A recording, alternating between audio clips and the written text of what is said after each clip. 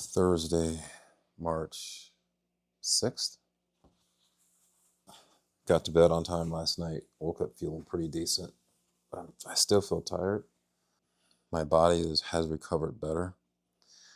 So I'm barely in the recovered training readiness zone. I'll put those numbers on the screen so you can see them. So I got about 6 hours of sleep last night.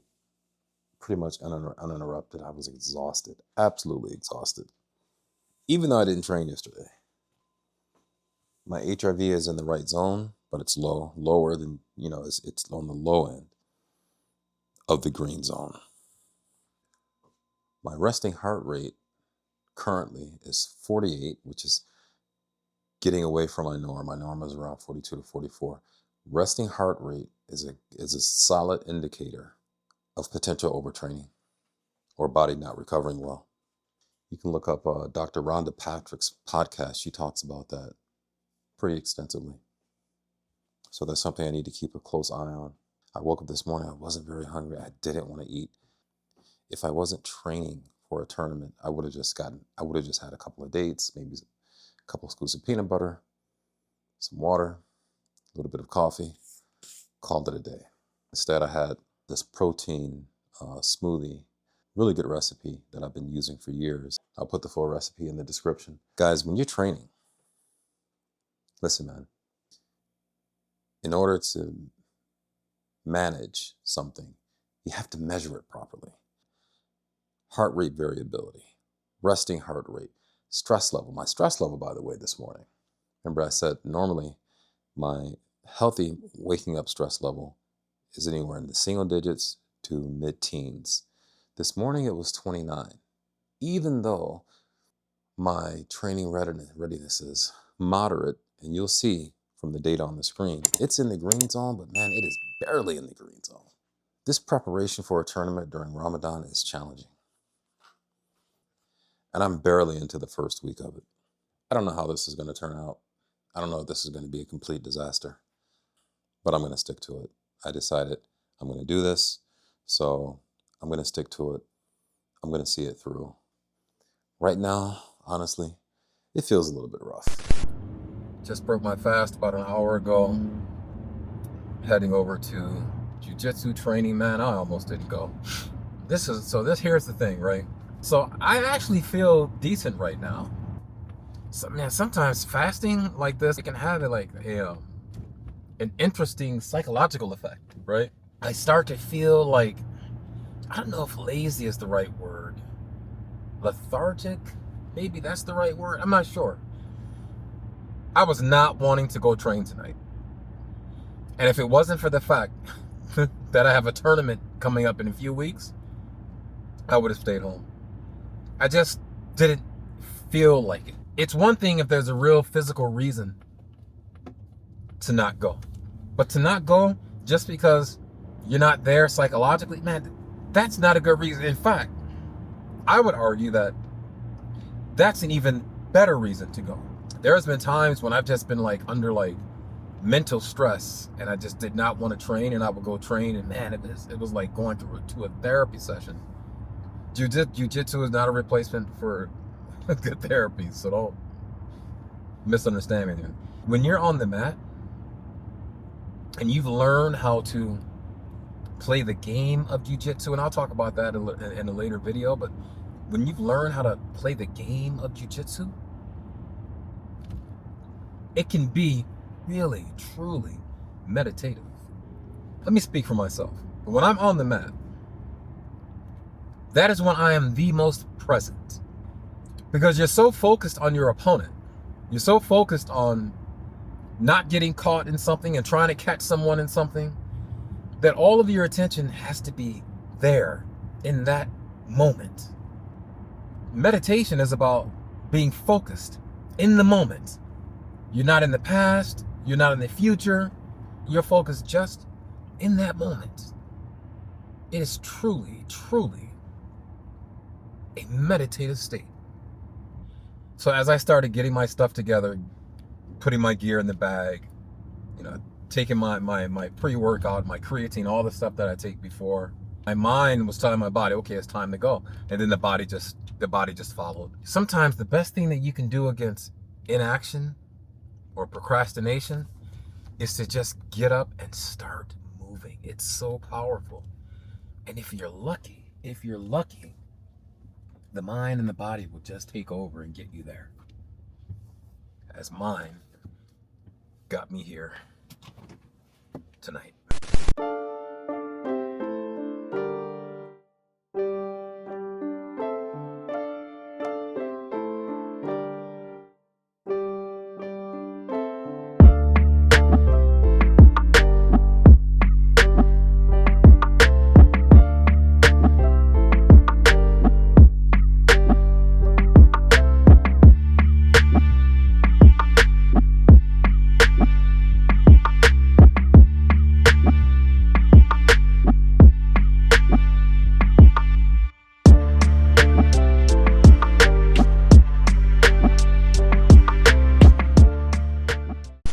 Leaving Ithaca BJJ right now, heading out. Let me tell you something, man.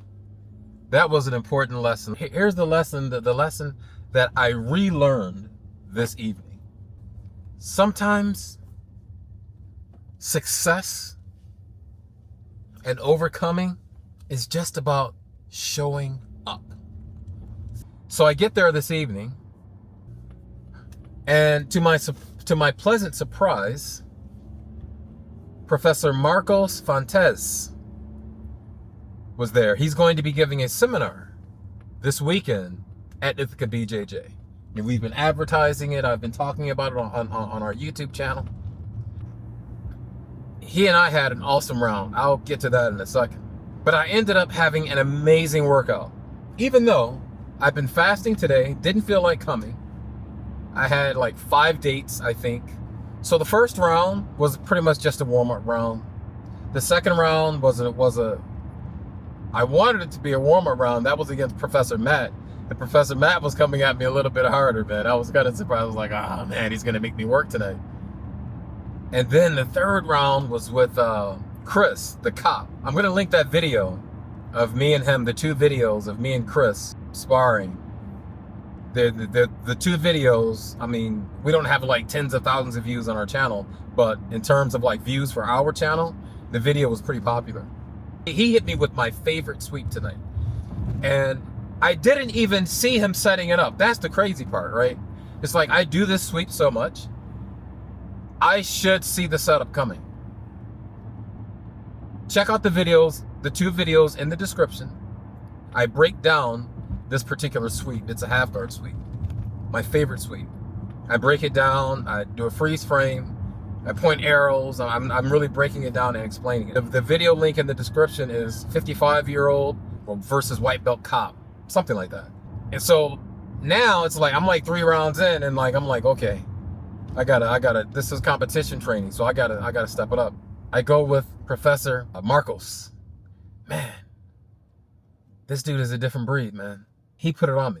He put it on me. We started on our feet. Man, I wish I would have had this video.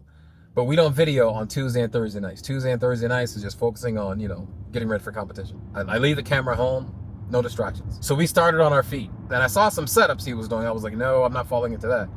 He ends up taking me down, and I wish I had it on video so I could see it.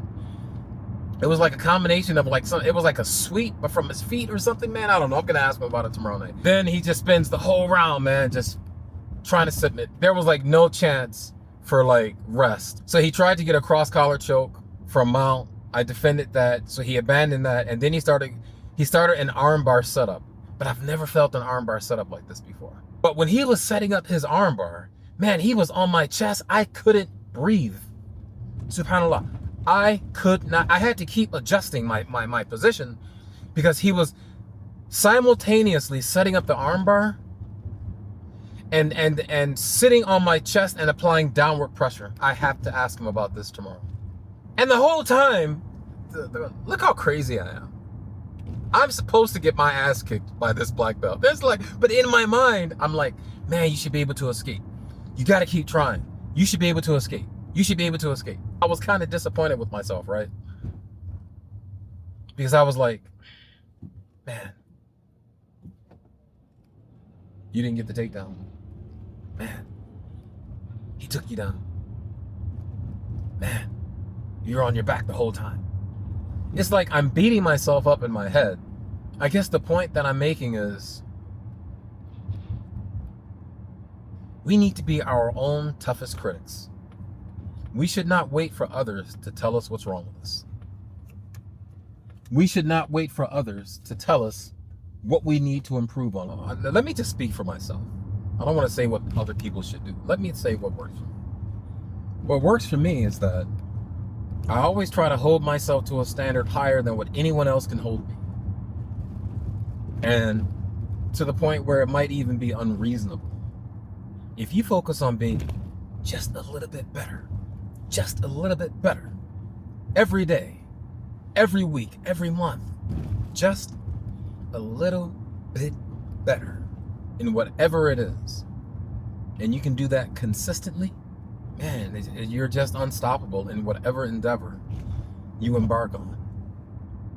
I feel fantastic right now. I am on cloud 9. Psychologically, I feel amazing. Physically, I feel amazing because I went to that training session and I put in serious effort. And I would not have this experience right now if I had given in to my temporary psychology and stayed home.